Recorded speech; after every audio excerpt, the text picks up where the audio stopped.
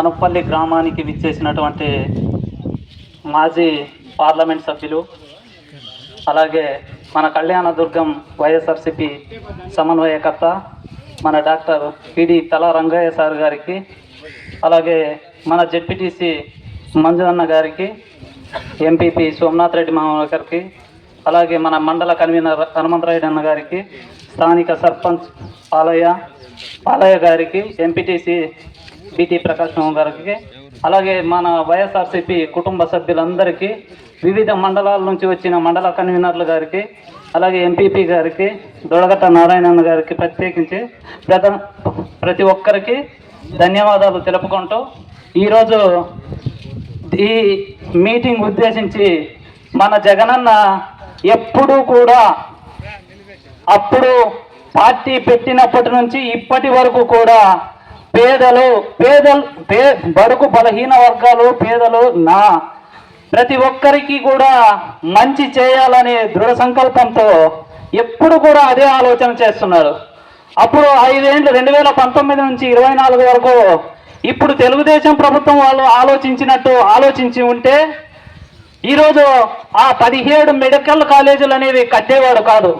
ఎప్పుడు కూడా మన పార్టీకి పక్కన పెట్టేసి, పార్టీ సభ్యులను కూడా పక్కన పెట్టేసి,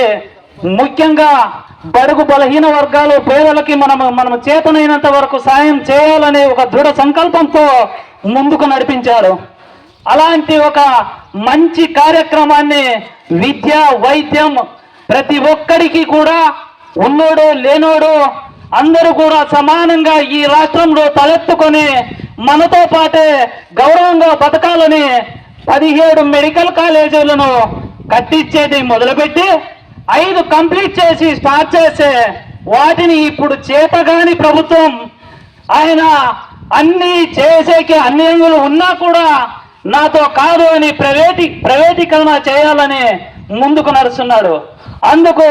అప్పుడు అదే ఆలోచన చేశారు మన జగనన్న, ఇప్పుడు కూడా అదే ఆలోచన చేస్తున్నారు. మీరు ముందుకు నిలవండి, మనం ఎప్పుడు కూడా భయపడాల్సిన పని లేదు, నేనుంటాను, మీరందరూ కూడా మనము పేదల పక్షాన పోరాడి ఈ మెడికల్ కాలేజీలను మనం ఖచ్చితంగా నిలబెట్టుకొని ఈ ప్రభుత్వం చేస్తున్నటువంటి దుర్మార్గాలను ప్రజలకు తెలియజేసి మనమందరూ కూడా వచ్చే 29లో ఇప్పుడు ఈ ప్రభుత్వం చేయలేకపోయినా మనం ఖచ్చితంగా దాన్ని కంప్లీట్ చేసి ఇప్పుడు నిలబెడితేనే మనం ఆ రోజు చేసేదానికి ఉంటుంది. కాబట్టి వీటినన్నిటిని కూడా జనాల్లో తీసుకుపోయి వీటిని నిలబెట్టి మనం పేదల పక్షాన పోరాడాలి అని మన కళ్యాణదుర్గం సమన్వయకర్త తలారి రంగయ్య సార్ గారి ఆధ్వర్యంలో మనమందరూ కూడా 1,00,00,000 సంతకాల సేకరణ,